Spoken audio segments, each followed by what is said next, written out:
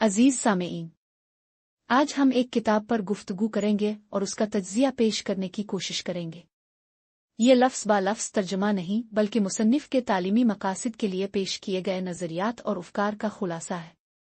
Audio AI पर मबनी है, इसलिए मुमकिन है कि कहीं कहीं गिरामर और तलफ़्फ़ुज़ की गलतियाँ हो जाएं। इसके लिए पेशगी माज़रत कबूल कीजिए। हम सामेईन से गुजारिश करते हैं कि अगर आप चाहते हैं कि हम मज़ीद किसी मौजू आ किताब पर बात करें तो अपनी तजावीज़ ज़रूर भेजें। आखिर में दरख्वास्त है कि इस चैनल और हमारी काविश को सब्सक्राइब और शेयर करें। शुक्रिया। आज हम मौलाना अबुल कलाम आज़ाद की खुदनविश्त इंडिया विंस फ्रीडम के कुछ खास हिस्सों पर बात कर रहे हैं। जी, ये इक्तिबासात उनकी इब्तिदाई ज़िंदगी से लेकर कांग्रेस वज़ारतों के क़याम तक के अहम वाक़यात का अहाता करते हैं। और हमारा मकसद है मौलाना आज़ाद की ज़ाती और फ़िक्री इर्तिका को समझना और साथ ही आज़ादी से पहले के हिंदुस्तान के सियासी मंजरनामे को, ख़ास तौर पर फ़िरक़ावाराना ताल्लुकात और जद्दोजहद आज़ादी पर उनके नज़रिए को जानना। बिल्कुल, उनका एक मुनफरिद मकाम था इस पूरी जद्दोजहद में। तो शुरू करते हैं उनके ख़ानदान से। एक इल्मी घराना था, वालिद आलिम दीन, पैदाइश मक्का में हुई 1888 में। जी, और फिर ख़ानदान कलकत्ता वापस आ गया गालिबन 1890 के आसपास। वालिद साहब रुवायती तालीम के कायल थे, तो मौलाना की पढ़ाई घर पर ही हुई। और हैरत की बात ये कि सिर्फ 16 साल की उम्र में 16 साल में उन्होंने वो पूरा रुवायती नसाब मुकम्मल कर लिया था, मंतिक, फ़लसफ़ा, दीनी उलूम। इस रुवायती तालीम की क्या अहमियत थी उनकी बात की ज़िंदगी में? देखिए, ये बुनियाद बहुत मजबूत थी। इसी वजह से वो बाद में आने वाले मगरबी ख़यालात को सिर्फ कबूल नहीं कर रहे थे, बल्कि उन पर तनकीदी नज़र भी डाल सकते थे। सही। फिर एक अहम मोड़ आया सर सैयद अहमद खान की तहरीरों से सामना। जी, और उन्हें एहसास हुआ कि जदीद उलूम जैसे साइंस, मगरबी फ़लसफ़ा, अदब, इनकी भी अपनी अहमियत है। और तभी इन्होंने अंग्रेजी सीखने का फैसला किया, जो उस माहौल में आप कह रहे हैं एक गैर मामूली कदम था। बिल्कुल, और इससे एक अंदरूनी कशमकश भी पैदा हुई। एक तरफ रवायती परवरिश, दूसरी तरफ ये नए ख्यालात। और इसी दौरान वो मजहब में फ़िरक़ावारियत पर भी सवाल उठाने लगे। जी हाँ, और इसी फिक्र के इजहार के लिए उन्होंने आज़ाद तखल्लुस इख्तियार किया। ये सिर्फ नाम नहीं था, ये उनकी फिक्री खुदमुख्तारी का ऐलान था। अच्छा, तो ये तो हुई फिक्री तब्दीली। सियासत की तरफ कैसे आए? इसमें लॉर्ड कर्जन की पॉलिसियों का, खास तौर पर 1905 की तक़सीम बंगाल का बड़ा किरदार था। इससे सियासी बेदारी बढ़ी। और उनका राब्ता बंगाल के इनकलाबियों से हुआ, श्याम सुंदर चक्रवर्ती, आरोबिंदु घोष। जी, और जब वो इन ग्रोहों में शामिल हुए तो वहाँ जो ज़्यादातर हिंदू अराकीन थे वो बड़े हैरान हुए। हैरान क्यों? वजह ये थी कि उस वक्त अंग्रेज़ों की पॉलिसी थी मुसलमानों और हिंदुओं में फूट डालने की। वो मुसलमानों को कुछ रियायतें दे रहे थे, पुलिस वगैरह में भर्तियां कर रहे थे। अच्छा, वो पसंदीदा बीवी वाली बात। बिल्कुल, तो इस वजह से इनकलाबी हलकों में मुसलमानों के बारे में एक शक व शुबा पाया जाता था। तो आज़ाद ने इस सूरत हाल में क्या किया? उन्होंने उन इनकलाबियों को कायल करने की कोशिश की। दलील दी कि सारे मुसलमान हुकूमत के हामी नहीं। मिस्र, तुर्की, ईरान की मिसालें दें जहां मुसलमान खुद आज़ादी के लिए लड़ रहे हैं। यानी उन्होंने मुसलमानों को जद्दोजहद में शामिल करने की वकालत की। जी, और इस बात पर जोर दिया कि आज़ादी की जंग मुसलमानों की शमूलियत के बगैर कामयाब नहीं हो सकती, और फिर इन सरगर्मियों को बंगाल से बाहर फैलाने में भी मदद की। फिर 1908 में उन्होंने मशरिक़ वस्ता का सफ़र भी किया, इराक, मिस्र, शाम, तुर्की। और ये सफ़र बहुत अहम था। वहाँ उनकी मुलाकात अरब और तुर्क कौम परस्तों और इनकलाबियों से हुई। इससे उनके अपने ख्यालात मज़ीद पुख्ता हुए। और वो लोग हिंदुस्तानी मुसलमानों के बारे में क्या सोचते थे? वो हैरान थे कि हिंदुस्तानी मुसलमान मजमूली तौर पर अंग्रेज़ों के इतने वफादार क्यों हैं। ये आज़ाद के लिए एक तरह का रियलिटी चेक था। वापसी पर उन्होंने सहाफ़त का आगाज़ किया, अल हिलाल के ज़रिए 1912 में। जी, अल हिलाल उर्दू सहाफ़त में एक धमाका था। बिल्कुल नया अंदाज, नई ज़बान और बेबाक कौम परस्ताना मौक़िफ़। और बहुत मकबूल हुआ। बेइंतहा मकबूल। उस ज़माने में हज़ारों की तादाद में छपता था। लेकिन जाहिर है हुकूमत और जो अंग्रेज़ों के हामी थे, जैसे अलीगढ़ की रिवायत वाले। जी, अलीगढ़ पार्टी सख्त मुखालिफ थी। हुकूमत ने भी दबाव डाला, सिक्योरिटी मांगी, फिर 1915 में प्रेस ही जब्त कर लिया। मगर वो रुके नहीं। البلاغ نکالا۔ ہاں، لیکن پھر 1916 میں انہیں کلکتہ سے نکال کر رانچی میں نظر بند کر دیا گیا۔ 4 سال بعد 1920 میں رہائی ملی اور پھر گاندھی جی سے ملاقات ہوئی۔ جی، یہ پہلی ملاقات تھی اور وہ خلافت تحریک میں شامل ہو گئے۔ خلافت تحریک جو سلطنت عثمانیہ کے دفاع میں تھی۔ بالکل، اور آزاد نے گاندھی جی کے عدم تعاون پروگرام کی پرزور حمایت کی۔ انہیں گاندھی جی کی فکر ٹالسٹوئے سے ملتی جلتی لگی۔ کیا کانگریس میں سب متفق تھے اس پر؟ نہیں، شروع میں نہیں۔ لالا لاجپت رائے، سی آر داس جیسے لوگ ہچکچا رہے تھے، لیکن پھر ناگپور سیشن میں یہ منظور ہو گیا۔ اور اسی وقت جناح نے کانگریس چھوڑی؟ جی، جناح عدم تعاون کے خلاف تھے۔ پھر آزاد گرفتار ہوئے 1921 میں۔ 1923 میں رہا ہوئے تو کانگریس میں ایک نیا مسئلہ تھا۔ ہاں، کانگریس تقسیم تھی۔ ایک طرف نو چینجرز جو گاندھی جی کی لائن پر چلنا چاہتے تھے، دوسری طرف پرو چینجرز یا سوراج پارٹی والے، جن میں سی آر داس اور موتی لال نہرو تھے جو کونسلوں میں جانا چاہتے تھے۔ بالکل، اور آزاد نے یہاں ایک مصالحتی کردار ادا کیا، بیچ بچاؤ کی کوشش کی۔ اور اسی کوشش کے نتیجے میں وہ 1923 میں کانگریس کے صدر بھی بنے، سب سے کم عمر صدر۔ جی، دہلی کے خصوصی اجلاس میں، تاکہ دونوں دھڑوں کو ساتھ لایا جا سکے۔ سی آر داس کا ویژن کیا تھا؟ وہ کونسلوں میں کیوں جانا چاہتے تھے؟ داس بہت عملی آدمی تھے۔ وہ سمجھتے تھے کہ مرحلہ وار آگے بڑھنا ہوگا، صوبائی خود مختاری حاصل کرنی ہوگی اور اسمبلیوں کے اندر رہ کر جد و جہد کرنی ہوگی۔ اور بنگال کے لیے ان کی وہ مشہور تجویز مسلمانوں کے لیے ریزرویشن کی۔ ہاں، بہت جرأت مندانہ تجویز تھی کہ مسلمانوں کو ملازمتوں میں 60% ریزرویشن ملے، کلکتہ کارپوریشن میں 80%، تاکہ ان کی معاشی حالت بہتر ہو اور وہ سیاسی طور پر پیچھے نہ رہیں۔ اس پر تو کانگریس میں بہت مخالفت ہوئی ہوگی۔ شدید مخالفت ہوئی، لیکن داس اپنے موقف پر قائم رہے۔ افسوس 1925 میں ان کا انتقال ہو گیا۔ اور ان کے بعد یہ فارمولا رد کر دیا گیا۔ آزاد اسے بہت بڑا نقصان سمجھتے ہیں، کیونکہ اس سے بنگال کے مسلمان کانگریس سے بہت دور ہو گئے۔ آگے چلتے ہیں۔ 1935 کا ایکٹ آیا، انتخابات ہوئے، کانگریس جیت گئی، لیکن وزارتیں بنانے پر پھر بحث ہوئی۔ جی، کیونکہ گورنروں کے پاس خصوصی اختیارات تھے۔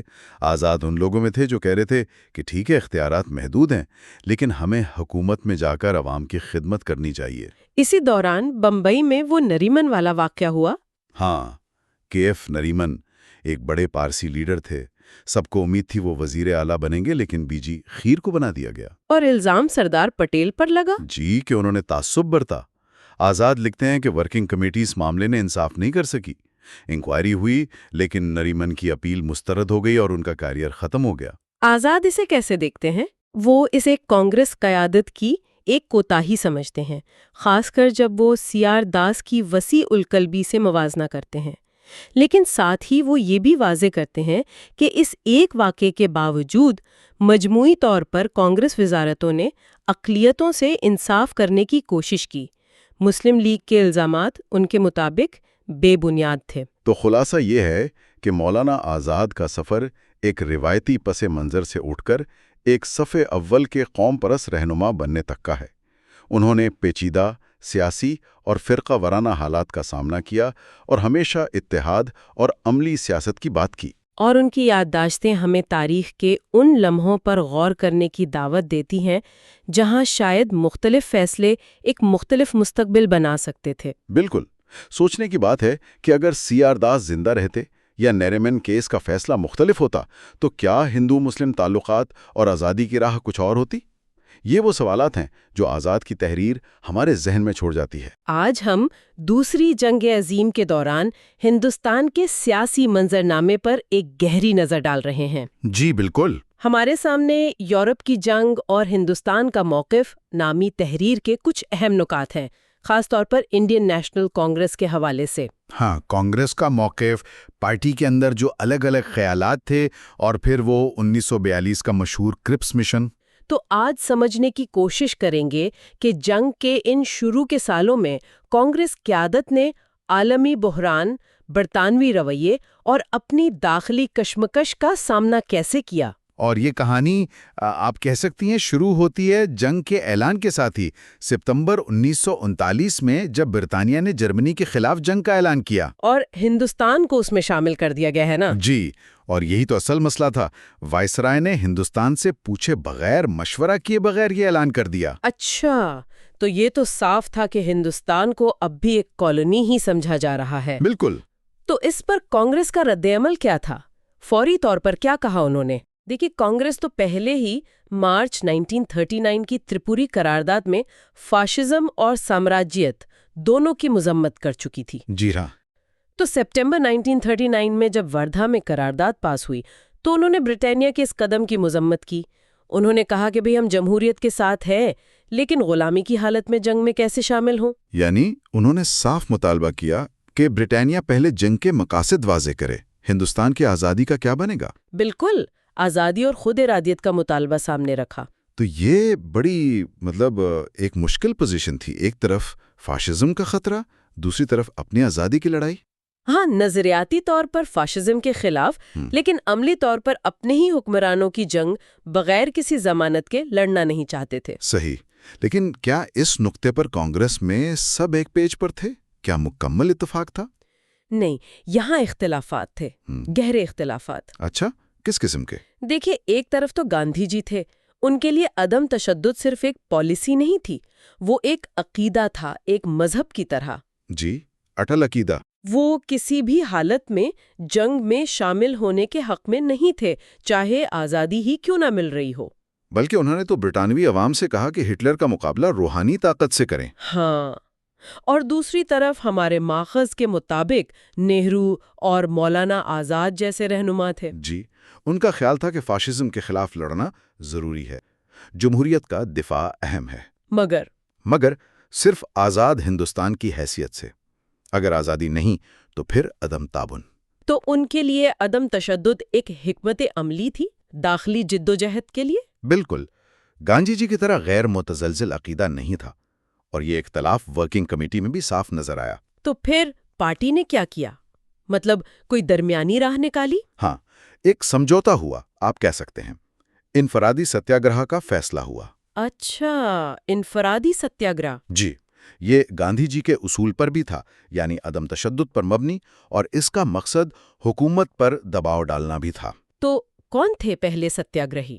ونوبھا بھاوے، اور ان کے بعد نہرو جی، مولانا آزاد سمیت بہت سے رہنما گرفتار بھی ہوئے۔ تو یہ ایک طرح کا محدود احتجاج تھا؟ جی، محدود تھا، لیکن حالات تیزی سے بدل رہے تھے۔ 1941-42 کی بات ہے یہ؟ جی، جرمنی نے روس پر حملہ کر دیا، جاپان نے پرل ہاربر پر۔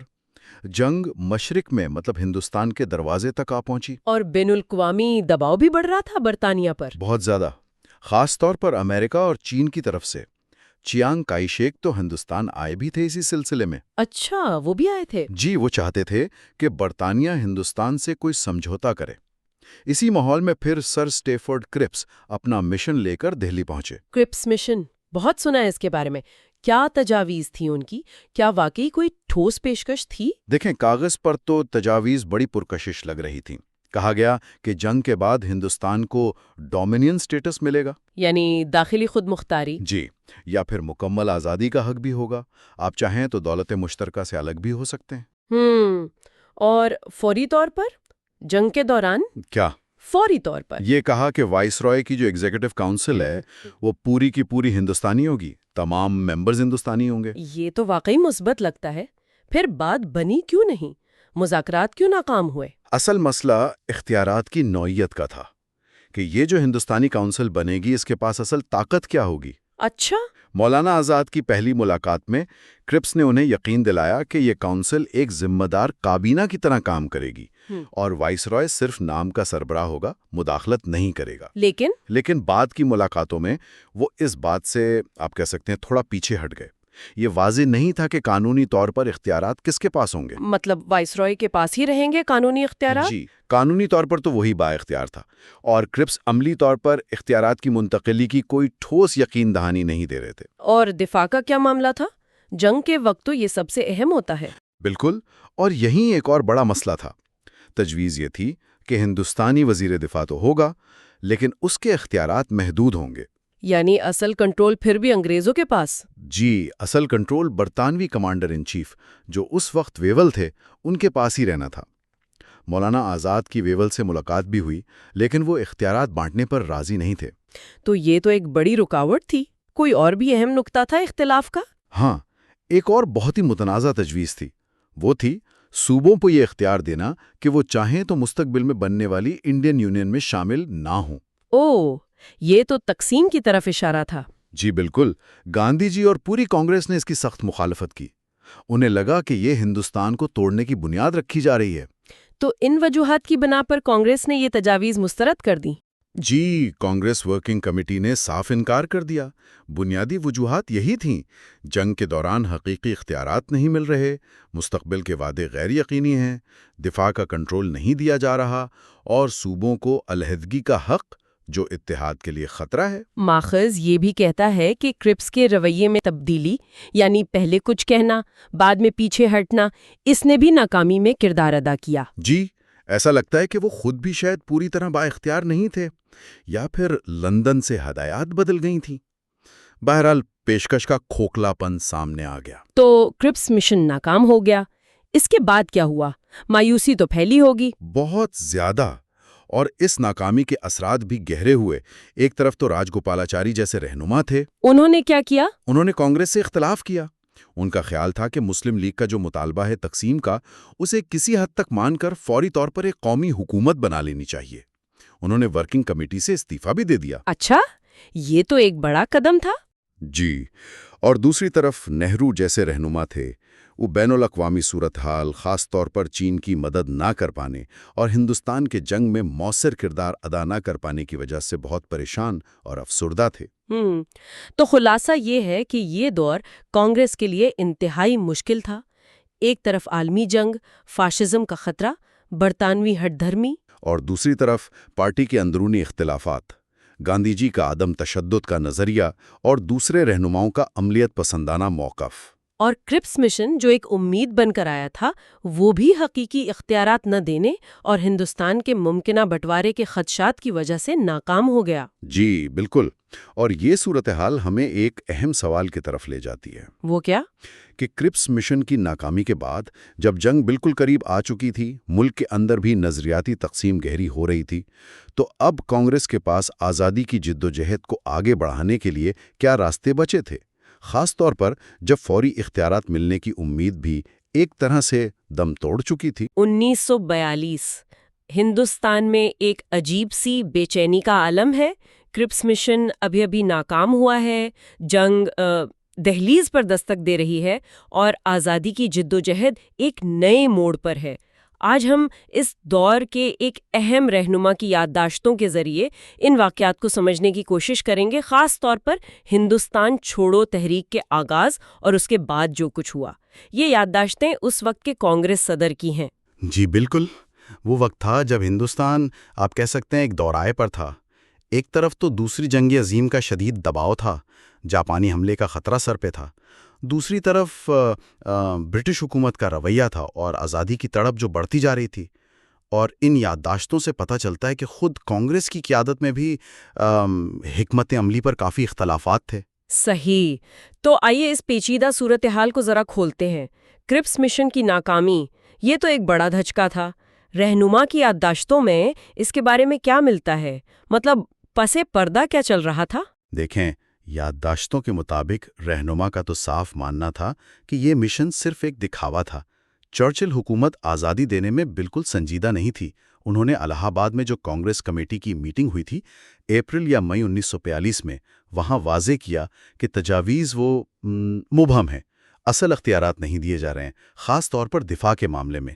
اچھا، یعنی دفاع کا معاملہ اہم تھا؟ جی ہاں، کیونکہ جنگ چل رہی تھی، اور انہوں نے اس خیال کو بھی رد کیا کہ مشن سے عوام کا رویہ جنگ کے بارے میں بدل گیا ہے۔ ایسا کچھ نہیں تھا۔ اور جاپانی حملے کا خطرہ، اس پر ان کا کیا خیال تھا؟ وہاں ان کا موقف بہت واضح تھا۔ انہوں نے کہا کہ بھئی جاپان سے آزادی کی امید رکھنا یہ تو خود کو دھوکہ دینا ہے۔ اگر جاپان حملہ کرتا ہے تو ہندوستان کو اپنا دفاع کرنا ہوگا، ہر حال میں۔ جاری حد کی مزاحمت ضروری ہے، چاہے انگریزوں سے کتنے ہی اختلاف کیوں نہ ہوں۔ دلچسپ بات یہ ہے کہ اسی دوران گاندھی جی کے رویے میں ایک نمایاں تبدیلی آ رہی تھی۔ جی ہاں، یہ بہت اہم نکتہ ہے۔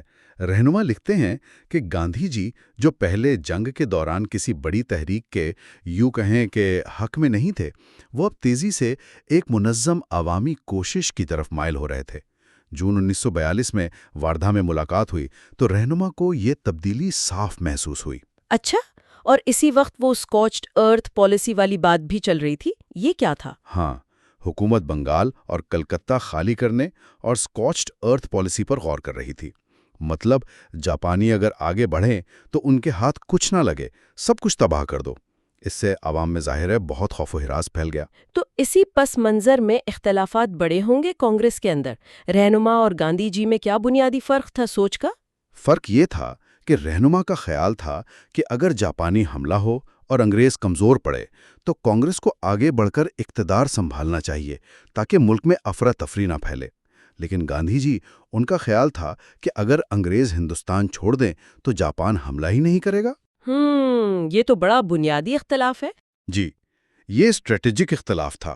پھر آیا جولائی 1942، واردھا اور ہندوستان چھوڑو کا خیال، یہ کیسے سامنے آیا؟ وہاں ورکنگ کمیٹی کی میٹنگ میں گاندھی جی نے پہلی بار یہ بات کی، ہندوستان چھوڑو۔ رہنما، جیسا کہ وہ لکھتے ہیں، کافی تذبذب میں تھے۔ ایک طرف تو اتحادیوں سے ہمدردی تھی فاشزم کے خلاف جنگ کی وجہ سے، دوسری طرف انگریزوں کا رویہ قابل قبول نہیں تھا۔ گاندھی جی کا اصرار تھا کہ بس اب وقت آ گیا ہے۔ اور وہ اختلافات والی بات کہ گاندھی جی نے استعفیٰ تک مانگ لیا تھا؟ جی، یہ بھی ہوا۔ رہنما کو ڈر تھا کہ جنگ کے دوران حکومت تحریک کو کچل دے گی، رہنما گرفتار ہو جائیں گے تو تحریک پرشدت ہو سکتی ہے۔ گاندھی جی کو امید تھی کہ انہیں تیاری کا وقت ملے گا۔ بحث اتنی بڑی کہ گاندھی جی نے ایک خط میں رہنما اور نہرو کو مستعفی ہونے کو کہا، حالانکہ بعد میں وہ خط واپس لے لیا۔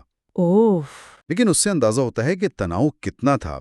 گاندھی جی نے یہ بھی واضح کیا کہ تحریک عدم تشدد پر مبنی ہوگی، لیکن ہر طریقہ سوائے تشدد کے جائز ہوگا۔ نہرو نے اسے کھلی بغاوت کہا اور یہ لفظ گاندھی جی کو پسند آیا۔ پھر 14 جولائی کو ورکنگ کمیٹی نے قرارداد منظور کر لی۔ کیا تھا اس قرارداد میں؟ اس میں مطالبہ تھا کہ برطانوی حکمرانی فوراً ختم ہو تاکہ ہندوستان اپنا دفاع کر سکے اور دنیا میں آزادی کے لیے اپنا کردار ادا کر سکے۔ یہ بھی صاف کیا گیا کہ مقصد اتحادیوں کو پریشان کرنا نہیں ہے اور آزاد ہندوستان اتحادی فوجوں کو اپنی سرزمین استعمال کرنے دے سکتا ہے۔ اور پھر بمبئی کا وہ تاریخی اجلاس؟ جی، 7 اگست 1942 کو بامبے میں آل انڈیا کانگریس کمیٹی کا اجلاس شروع ہوا۔ رہنما نے تقریر کی۔ 8 اگست کی شام کو قرارداد منظور ہو گئی اور اسی رات رہنما کو اطلاع مل گئی کہ گرفتاری ہونے والی ہے۔ پہلے سے؟ جی، اور اگلی صبح 9 اگست کو رہنما اور باقی تمام بڑے لیڈر گرفتار کر لیے گئے۔ انہیں کہاں لے جایا گیا؟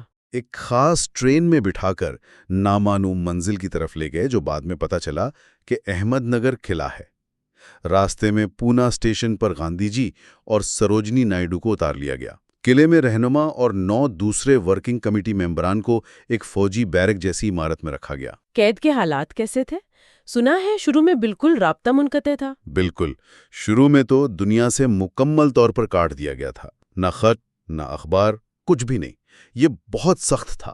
بعد میں ستمبر 1942 سے ہفتے میں ایک خط لکھنے اور ایک اخبار ٹائمز آف انڈیا منگوانے کی اجازت ملی۔ اور اسی اخبار سے انہیں باہر کے حالات کا پتہ چلا؟ جی، اسی سے انہیں ملک میں ہونے والے پرتشدد واقعات جیسے تار کاٹنا، تھانوں پر حملے، ان سب کا علم ہوا۔ جو رہنما کے خدشات تھے وہ ایک طرح سے سچ ثابت ہو رہے تھے۔ قید کے دوران کچھ اور اہم واقعات بھی ہوئے؟ ہاں، ایک تو گاندھی جی کا 1943 کا وہ 21 دن کا روزہ تھا۔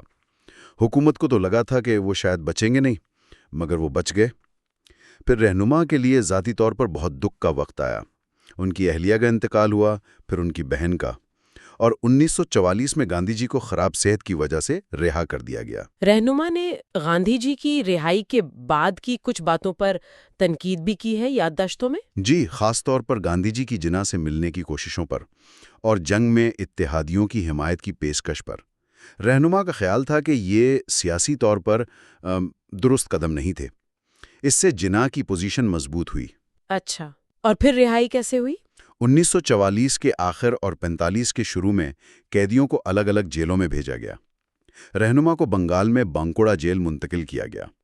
پھر جون 1945 میں نئے وائس رائے لارڈ ویول نے شملہ کانفرنس کا اعلان کیا اور کانگریس رہنماؤں کی رہائی کا حکم دے دیا۔ رہنما کو بانکوڑا میں ہی رہائی کا حکم ملا اور وہ کلکتہ واپس آ گئے۔ کلکتہ واپسی 3 سال بعد کیسا رہا ہوگا وہ لمحہ؟ یادداشتوں میں لکھتے ہیں کہ استقبال تو ہوا، لیکن ذہن پر گزرے 3 سالوں کا بوجھ تھا، خاص طور پر اہلیہ کی وفات کا غم۔ وہ آزادی کی جدوجہد کی ایک ذاتی قیمت تھی جو انہوں نے ادا کی۔ واقعی یہ یادداشتیں ہمیں تاریخ کے اس اہم موڑ کو صرف سیاسی طور پر نہیں بلکہ انسانی سطح پر بھی سمجھنے میں مدد دیتی ہیں۔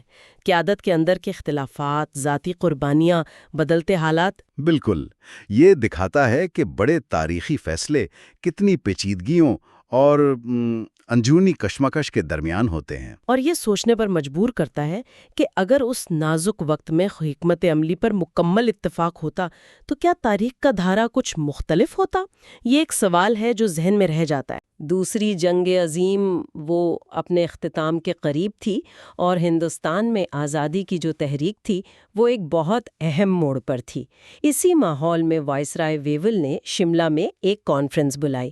آج ہم اسی کانفرنس کی کچھ گہرائی میں بات کریں گے، خاص طور پر جو تفصیلات مولانا ابوالکلام آزاد نے بیان کی ہیں جو اس وقت کانگریس کے صدر تھے۔ جی بالکل، وہ ایک ایسا وقت تھا جب دیکھیں جنگ کا دباؤ تھا، پھر امریکہ کا بھی زور تھا برطانیہ پر کہ ہندوستان کو آزادی دی جائے، اور ملک کے اندر بھی سیاسی حالات ایسے تھے کہ انگریزوں کو لگا کہ اب کوئی قدم اٹھانا ضروری ہے۔ تو شملہ کانفرنس اسی سلسلے کی ایک کڑی تھی۔ ٹھیک، آج ہم یہی سمجھنے کی کوشش کریں گے کہ یہ کانفرنس کیوں ہوئی، کیا پیشکش تھی اور یہ ناکام کیوں ہوئی۔ تو یہ جو وائسرائے ویول کی پیشکش تھی، کیا یہ پہلے کی کوششوں سے، جیسے وہ کرپس مشن تھا، اس سے کچھ مختلف تھی؟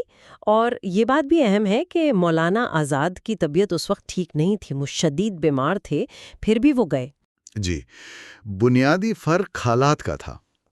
دیکھیں، یورپ میں جنگ تو ختم ہو چکی تھی، لیکن جاپان کے خلاف جنگ ابھی چل رہی تھی، اور اس کے لیے ہندوستان کا تعاون برطانیہ کو چاہیے تھا۔ جی، پیشکش یہ تھی کہ ٹھیک ہے، جنگ کے دوران کوئی بڑی آئینی تبدیلی نہیں ہوگی، مگر وائسرائے کی جو ایگزیکٹو کونسل ہے نا، یعنی جو روزمرہ کے حکومتی امور چلاتی ہے، وہ پوری کی پوری ہندوستانی اراکین پر مشتمل ہوگی۔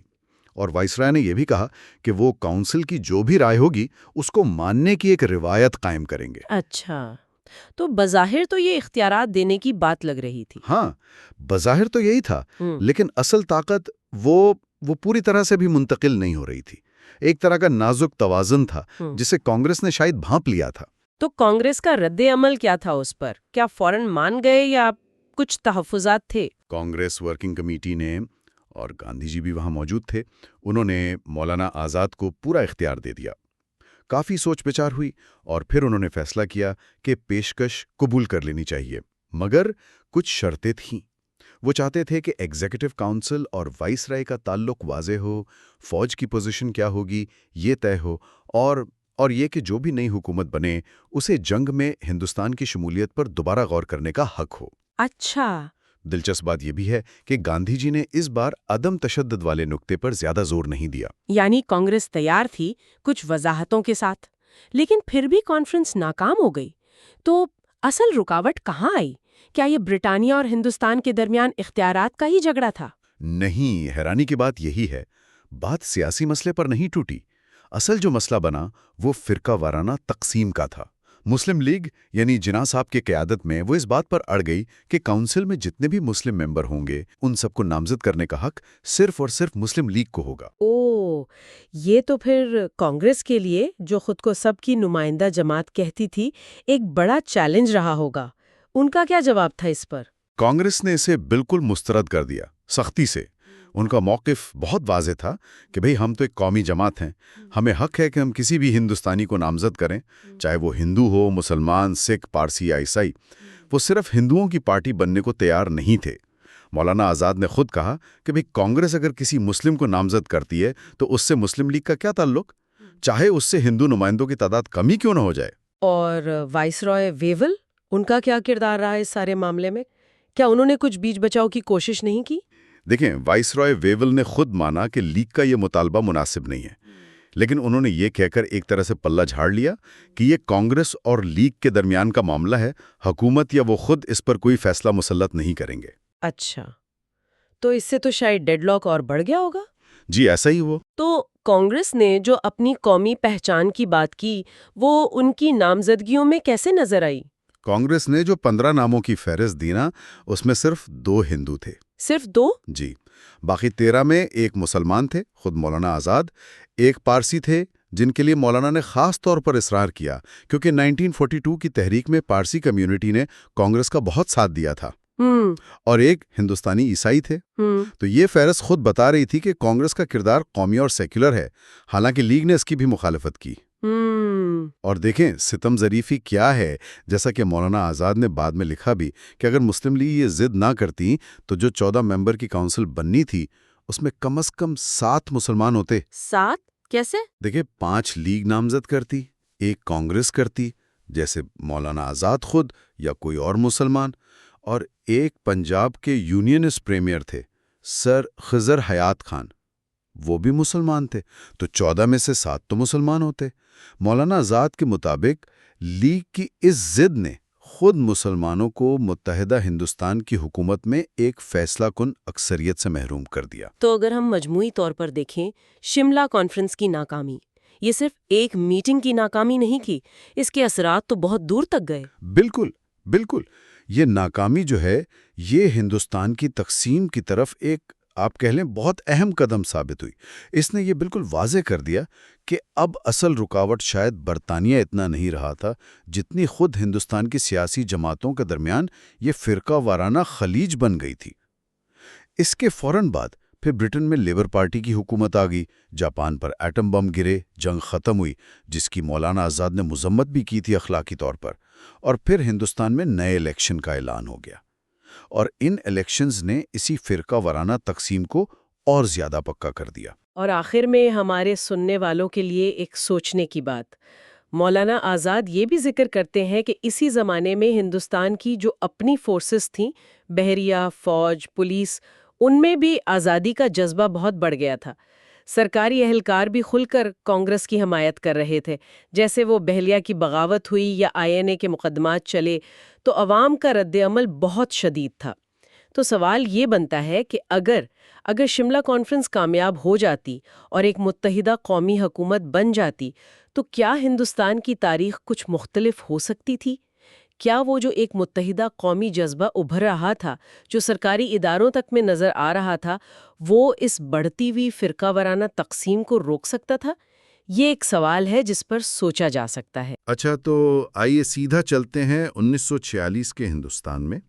ملک آزادی کے بالکل قریب، مگر وہ فرقہ وارانہ تقسیم وہ گہری ہوتی جا رہی تھی۔ جی بالکل، اور اسی ماحول میں برطانوی کابینہ مشن آیا۔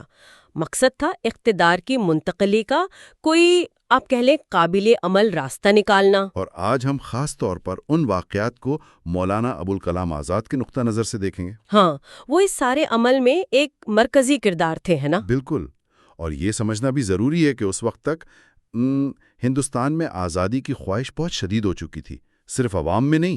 اچھا؟ بلکہ برطانیہ میں جو نئی لیبر حکومت آئی تھی وہ بھی یہ سمجھ رہی تھی کہ اب پرانے طریقے نہیں چلیں گے، ایک باعزت حل ضروری تھا۔ تو یہ مشن دہلی پہنچا مارچ 1946 میں۔ اس میں کون کون تھے؟ لارڈ پیتھک لارنس، جی پیتھک لارنس، سر اسٹفرڈ کرپس اور AV الیگزینڈر، اور خود برطانوی وزیر اعظم ایٹلی نے بھی پارلیمنٹ میں واضح کیا تھا کہ ہندوستان کی وہ کیا کہتے ہیں بدلتی ہوئی حقیقت کو ماننا ہوگا۔ صحیح۔ اسی دوران مولانا آزاد جو اس وقت کانگریس کے صدر تھے، انہوں نے ایک فارمولا پیش کیا، ٹھیک؟ جی ہاں، ایک وفاقی نظام، یعنی مرکز کے پاس صرف 3 بہت بنیادی شعبے ہوں گے: دفاع، مواصلات اور خارجہ امور، اور باقی سب اختیارات صوبوں کے پاس۔ بالکل، مکمل داخلی خود مختاری۔ اس کا اصل مقصد یہ تھا کہ مسلمانوں کے جو خدشات تھے انہیں ملک کو تقسیم کیے بغیر حل کیا جائے۔ اور دلچسپ بات یہ ہے کہ شروع میں اسے مانا بھی گیا۔ ہاں، مشن نے بھی اور کانگریس ورکنگ کمیٹی نے بھی، یہاں تک کہ گاندھی جی نے بھی اسے مثبت انداز میں دیکھا تھا۔ لیکن مولانا آزاد خود تقسیم کے سخت خلاف تھے۔ اپنے 15 اپریل 1946 کے بیان میں تو انہوں نے کھل کر پاکستان اسکیم کی مخالفت کی۔ جی، ان کا واضح موقف تھا کہ تقسیم خود مسلمانوں کے لیے نقصان دہ ہوگی۔ ہندوستان میں جو کروڑوں مسلمان رہ جائیں گے، ان کے مسائل بڑھیں گے، ان کا اثر و رسوخ کم ہو جائے گا، یہ ان کی دلیل تھی۔ تو ان کے خیال میں ان کا اپنا فارمولا بیکر تھا۔ بالکل، وہ کہتے تھے کہ جو فوائد پاکستان اسکیم میں بتائے جا رہے ہیں، یعنی مسلم اکثریتی صوبوں کو خود مختاری، وہ ان کے فارمولے سے بھی حاصل ہو سکتے ہیں، لیکن تقسیم کے نقصانات کے بغیر۔ پھر آیا 16 مئی 1946 اور مشن نے اپنا حتمی منصوبہ پیش کیا، کابینہ مشن پلان۔ جی، جو آزاد کی اسکیم سے کافی ملتا جلتا تھا، لیکن اس میں وہ 3 گروپ یا زونز والی بات شامل کر دی گئی تھی: گروپ اے، بی اور سی۔ اے ہندو اکثریت والے صوبے اور بی اور سی مسلم اکثریت والے۔ درست۔ گروپ بی میں پنجاب، سندھ، سرحد، بلوچستان، اور سی میں بنگال اور آسام۔ اور یہاں ایک امید کی کرن نظر آئی جب دونوں کانگریس اور مسلم لیگ نے اسے مان لیا جون 1946 میں۔ جی بالکل، ایک مختصر سے عرصے کے لیے لگا کہ شاید متحدہ ہندوستان ہی آزاد ہو جائے گا۔ وہ ایک، آپ کہہ لیں، امید کا لمحہ تھا۔ مگر یہ اتفاق رائے زیادہ دیر نہیں چلا۔ پہلے تو کانگریس کی صدالت بدلی، نہرو آگے آزاد کی جگہ۔ اور پھر 7 جولائی کو بمبئی میں AICC نے پلان کی توثیق تو کر دی، لیکن صرف 3 دن بعد 10 جولائی کو نہرو نے بحیثیت صدر وہ پریس کانفرنس کر دی اور کہہ دیا کہ کانگریس آئین ساز اسمبلی میں کسی پیشگی شرط کے بغیر جا رہی ہے اور وہ پلان میں تبدیلی کر سکتی ہے۔ اچھا۔ مولانا آزاد نے اسے اپنی کتاب میں ایک بہت بڑی غلطی، ایک افسوسناک بیان کہا ہے، جس نے لیگ کو بدظن ہونے کا پورا موقع دے دیا۔ اور رد عمل بھی فوراً آیا جنانے کا، یہ تو پلان سے انحراف ہے۔ بالکل۔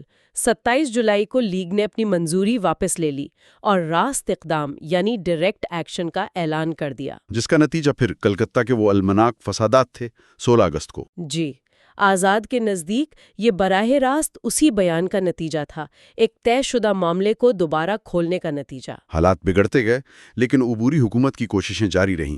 12 اگست کو نہرو کو دعوت ملی، اور کچھ عرصے بعد 15 اکتوبر کو لیگ بھی شامل ہو گئی، لیکن وہاں بھی پھر وزارتوں پر جھگڑا شروع ہو گیا۔ ہاں، پٹیل وزارت داخلہ نہیں چھوڑنا چاہتے تھے، تو لیگ کو وزارت خزانہ دے دی گئی۔ حالانکہ آزاد نے خبردار کیا تھا کہ یہ وزارت اہم ہے، یہ لیگ کو دینا ٹھیک نہیں، کام میں رکاوٹ آئے گی، مگر ان کے سنی نہیں گئی۔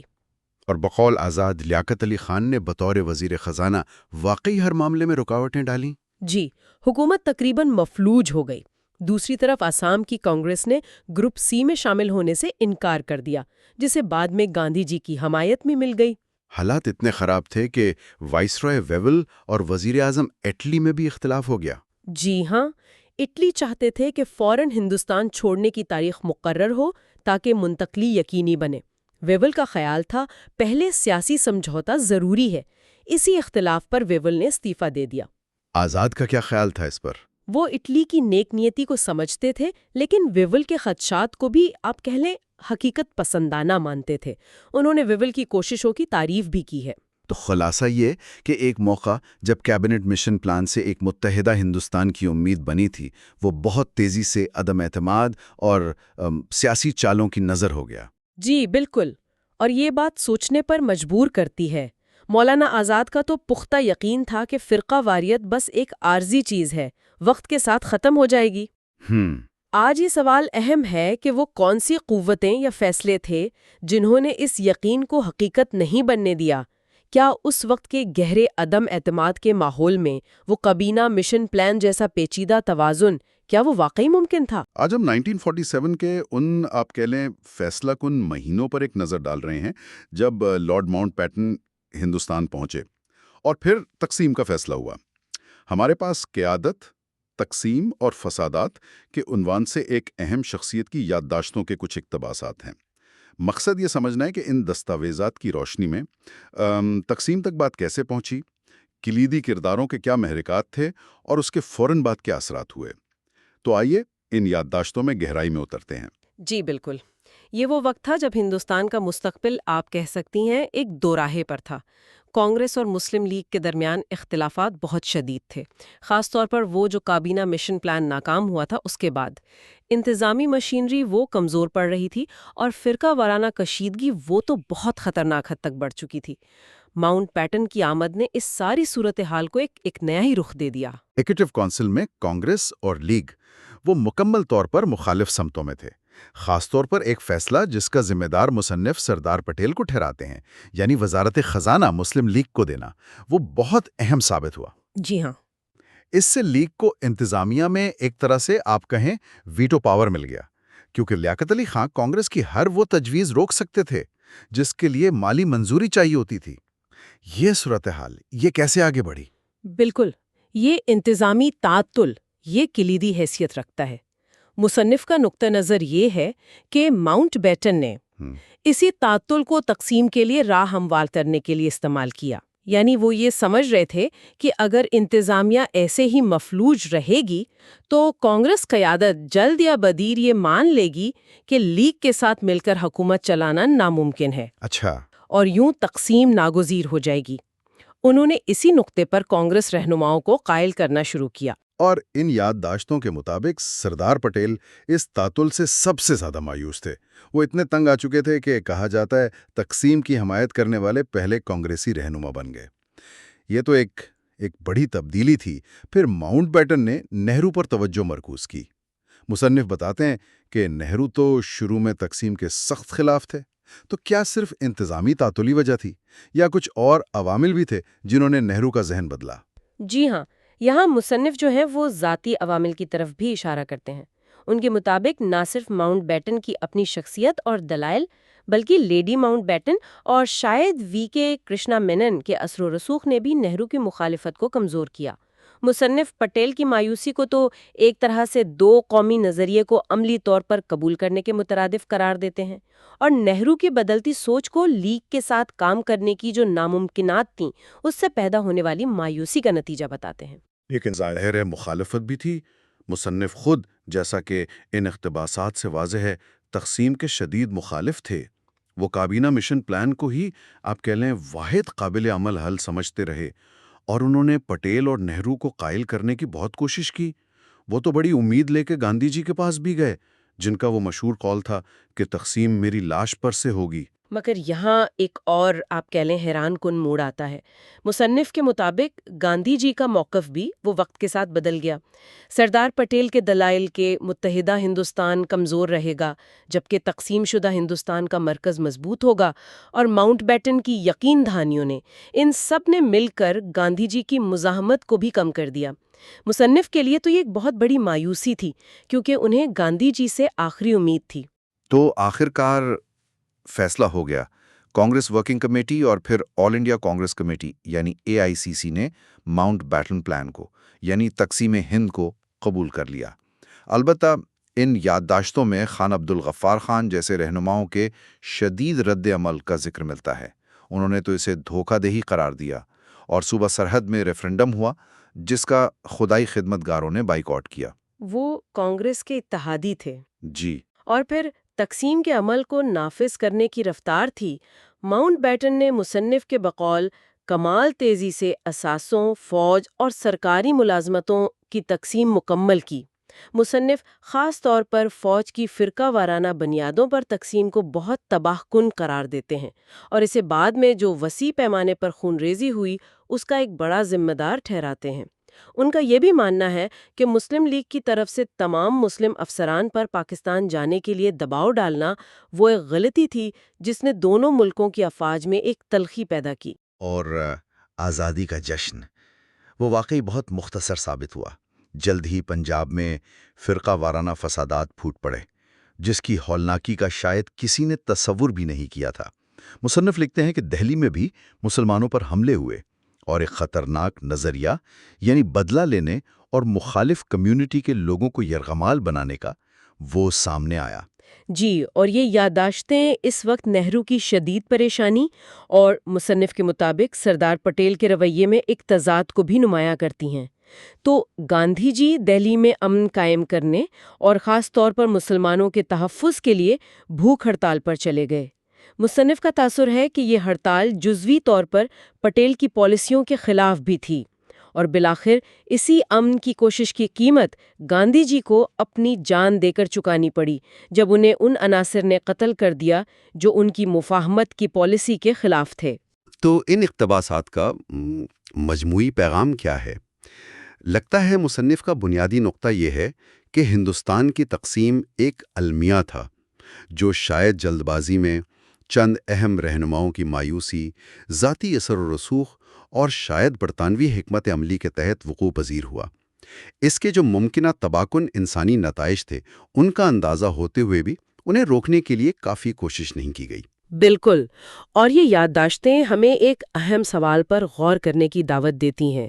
کیا تاریخ کا دھارا مختلف ہو سکتا تھا اگر اس وقت کے رہنماؤں پر وہ فوری دباؤ اور مایوسی حاوی نہ ہوتی؟ اگر کابینہ مشن پلان جیسے متبادل راستوں پر آپ کہہ لیں ثابت قدمی دکھائی جاتی تو برصغیر کا نقشہ اور مستقبل کیا ہوتا؟ یہ ایک ایسا سوال ہے جو آج بھی ہمیں سوچنے پر مجبور کرتا ہے۔ آج ہم کچھ خاص ذرائع کا گہرائی میں جائزہ لے رہے ہیں۔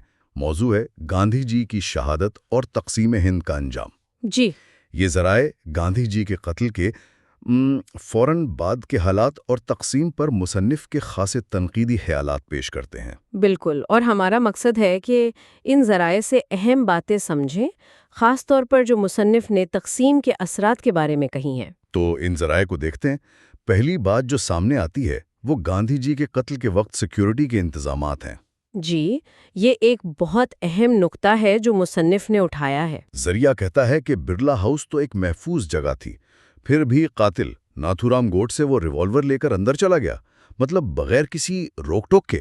ہاں، اور مصنف اس پر سخت حیرانی اور افسوس کا اظہار کرتا ہے، خاص طور پر جب پہلے ایک بم کا واقعہ بھی ہو چکا تھا۔ تو سوال یہ ہے کہ سخت حفاظتی اقدامات کیوں نہیں تھے؟ مصنف کے مطابق وہاں تلاشی لینا مشکل نہیں تھا، گیٹ تو ایک ہی تھا۔